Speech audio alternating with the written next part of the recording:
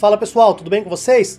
Hoje é dia 1º de abril, quinta-feira, se é que eu consegui gravar, editar e colocar esse vídeo no ar a tempo. Data em que algumas pessoas comemoram, infelizmente algumas pessoas comemoram o golpe militar no Brasil. Outras pessoas preferem a data de 31 de março, que foi ontem, mas independente disso, esse período somado aos últimos acontecimentos que nós vimos no Brasil, principalmente envolvendo o exército, fez com que eu tivesse vontade de vir aqui para trocar uma ideia com vocês. Então, deixando bem claro para vocês, o vídeo de hoje é opinativo. Quem já me acompanha aqui no canal há algum tempo sabe mais ou menos o que eu penso do exército, qual é a minha visão, a crítica que eu tenho a eles, que não são poucas, e especialmente quando nós falamos da eficiência militar na administração pública. Em sua história dentro do Brasil, o exército já se envolveu em diversas situações, inclusive em golpes de estado, como foi em 64, como foi, por exemplo, durante a monarquia, que depois foi carinhosamente chamado de proclamação da república, mas foi sim também um golpe. E estamos vivendo um momento muito sensível, muito instável politicamente, em que o exército tem de novo nas suas mãos sangue de gente inocente. Como eu disse pra vocês, hoje é um vídeo opinativo, eu não queria nem falar de direito, mas eu só vou trazer aqui uma rápida recapitulação de um vídeo antigo meu, que eu ainda vou acabar gravando de novo, que é o mito da intervenção militar constitucional. Isso é mito, isso é terraplanismo jurídico, e basta ler o artigo com calma, o artigo 142 da Constituição, que você vai ver os erros crassos que eles fazem na interpretação. Na época da Dilma, quando se defendia a intervenção militar, parece que uma certa, sei lá, miopia, algum tipo de cataratas ocultava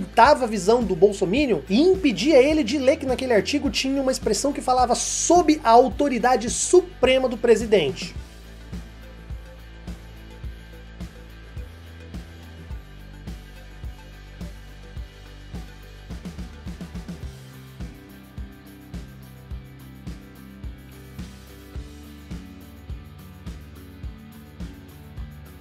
Agora que a Dilma já caiu e que nós temos outra figura que é adepta dessa ideia de intervenção militar, que é o nosso presidente Jair Bolsonaro, essa obstrução visual se voltou para outra parte do mesmo parágrafo, do mesmo artigo, que fala que as Forças Armadas devem garantir os poderes constitucionais, ou seja, eles devem garantir, além do poder executivo, o poder legislativo, ou seja, eles devem proteger o Congresso Nacional e proteger o poder judiciário, inclusive o STF.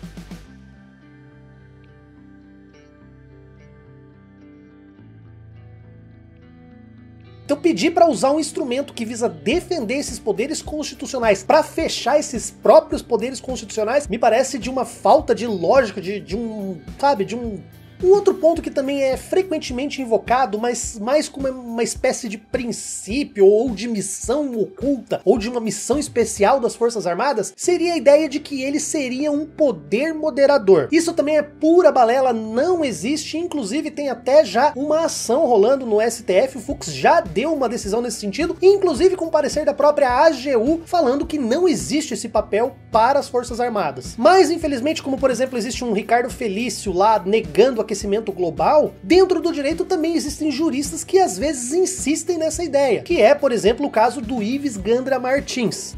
Ah, que vergonha. O problema não é só a falta de lógica e embasamento jurídico desse pensamento. O problema é quando esse pensamento, ele é interpretado, ele é aceito pelos brutamontes que têm as armas na mão. Quando os milicos fardados e armados acham que têm legitimidade para impor a vontade deles. Porque é exatamente assim que eles se veem. Eles se veem como moderadores da democracia, mas de uma democracia deturpada com conceitos que só eles acham que são corretos. Quem quiser, eu vou deixar linkado aqui um vídeo de uma conferência que foi organizado pela Embaixada da Alemanha, em que participou um estudioso, um professor da universidade lá de Berlim, e participou também um general aqui do Brasil, falando sobre o papel das Forças Armadas dentro de um Estado democrático. E é gritantemente nítida essa visão absurda de que os generais têm, de que eles são moderadores da democracia brasileira. Algo que, por exemplo, lá na Alemanha é extremamente reprovável. Os militares dentro da Constituição e dentro do Estado alemão não participam de nada que envolva políticas de governo.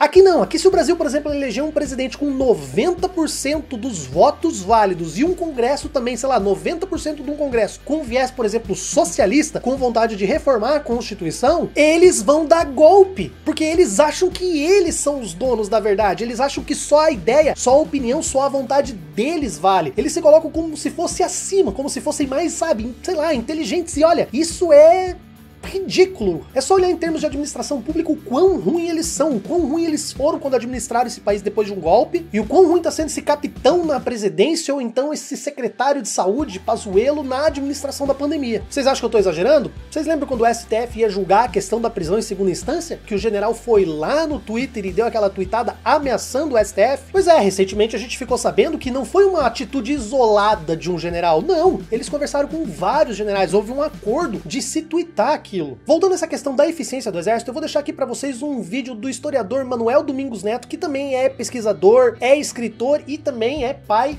de uma inscrita muito querida aqui do canal, a Natália Silvestre. Um grande abraço pra Natália, que lá em 2018 já falava que, por exemplo, essa questão de ser visto com respeito, aquela imagem de respeito que as Forças Armadas tinham, era uma ilusão e que poderia cair a qualquer momento. E mais, ele disse que bastaria só olhar o orçamento das Forças Armadas e ver como eles gastam esse dinheiro para ver o quão ineficiente eles eram. E em 2021, o que nós estamos descobrindo? Picanha, leite condensado e chiclete por nossa conta. Então a gente gastou 75 bilhões em 2019 pra quê?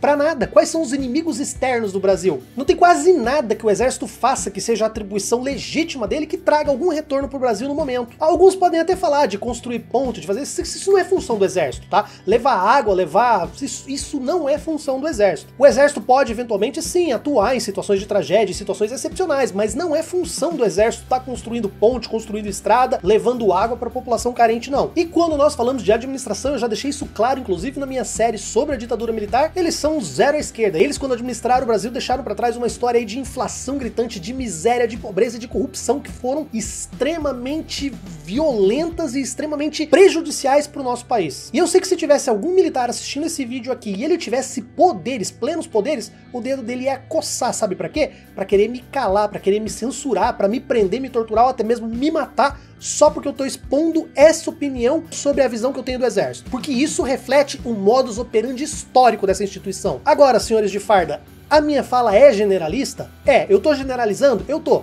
Mas eu sei que dentro das fileiras do exército existem pessoas boas, existem pessoas que são legalistas e existem pessoas que sabem sim que a função das Forças Armadas é defender o Estado e não se envolver com política de governo. Eu sei que é injusto que vocês que têm esse pensamento ouvirem essas críticas. É necessário porque elas vão refletir num outro grande percentual de milicos que não respeitam a Constituição. E digo mais, os senhores que são legalistas são a nossa última defesa no caso de uma tentativa de golpe e não vão me fazer como fizeram em 1964. A inércia de grande parte do exército foi responsável pelo golpe. E eu quero lembrar os senhores que muitos militares que eram legalistas e contra o golpe foram perseguidos e até mesmo assassinados pelo regime militar. Voltando a falar agora sobre o papel das Forças Armadas, eu basicamente defender o Brasil. Mas como muito bem disse o Manuel Domingos Neto, não se faz defesa só com força bruta. A defesa de um país se faz com um conjunto de coisas, e especialmente a diplomacia e o desenvolvimento de ciência e tecnologia. Você acha que hoje fazer aqueles desfiles de 7 de setembro mostrando aqueles tanques obsoletos que custam caro para se manter, aqueles mísseis e aquele pessoal marchando vai intimidar ou vai assustar alguém? Olha só, o custo do exército no Brasil no ano de 2019 foi de 75 bilhões de reais para pintar meio fio e coqueiro. Tá, beleza, a gente sabe que algumas atividades que o exército desempenha são essenciais, são fundamentais e que não podem deixar de ser feitas do dia para noite, como é, por exemplo, o caso da patrulha das fronteiras, especialmente da nossa costa marítima. Tá, mas esse tipo de situação não precisa ser necessariamente feito pelo exército. A própria Polícia Federal já faz controle de fronteira em muitos lugares com uma eficiência maior e com um custo muito mais baixo. Para você ter uma ideia, no mesmo ano de 2019, o custo total do orçamento da Polícia Federal foi de 6 bilhões de reais. Isso é menos do que 10% do que custou o exército. Agora me diz uma coisa, quantas vezes você ouviu falar de operações da Polícia Federal, apreensão de drogas e outras situações, inclusive nas próprias fronteiras? Então, na minha opinião, a gente podia enxugar hoje o orçamento do exército para 10% do que ele é, nem que você transfira isso, por exemplo, lá para a Polícia Federal, essa questão de proteger as fronteiras, nem que você precise dobrar o orçamento da Polícia Federal, que ainda vai ser uma economia violenta. Outra ideia também seria, por exemplo, transformar as Forças Armadas numa força de autodefesa, como é, por exemplo, o modelo japonês. O modelo japonês, ele é excelente porque ele assegura o controle civil dessas Forças Armadas. E por que eu digo que é excelente? Porque a gente precisa tirar e a gente precisa afastar, a gente precisa, sabe, expulsar os militares militares tirar essa paixão, essa vontade que eles têm de se interferir na política e de dar golpe de Estado o tempo todo. O fato é que a estrutura, a filosofia e a hierarquia militar, eles refletem um sistema já arcaico, sabe, que já tá defasado há mais de 200 anos. Inclusive, esse é até um ponto que eu quero trazer pra vocês numa futura discussão, pra gente falar sobre a desmilitarização das polícias militares. Coisa pra outro vídeo, que esse aqui já tá ficando meio longo. Então é isso, hoje nós temos um elefante, nós temos 3 elefantes na nossa sala, sabe, um elefante verde, um elefante azul marinho e um elefante azul claro sentados na sala, ocupando quase todo o nosso espaço, respirando o nosso ar e ainda ameaçando bater e expulsar a gente de casa. Ontem ou antes de ontem, agora eu não sei certinho quando que foi, quando que esse vídeo tá saindo e quando que eu gravei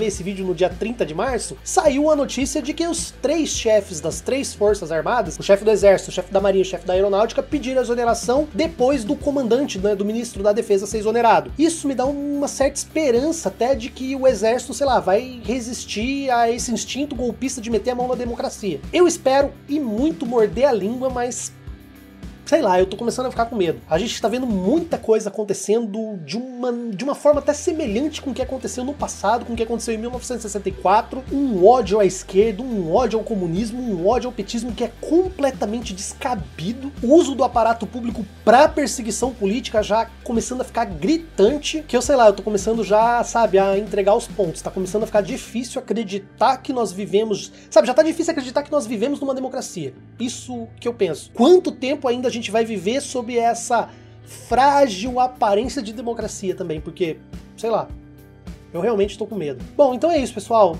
Gostou do vídeo aí? Deixa o like, curta, se inscreva, comente aí. Eu vou terminar o vídeo hoje mais ou menos parecido com o que o meu colega Henry faz. Eu quero saber o que vocês pensam sobre esse assunto. Até mais!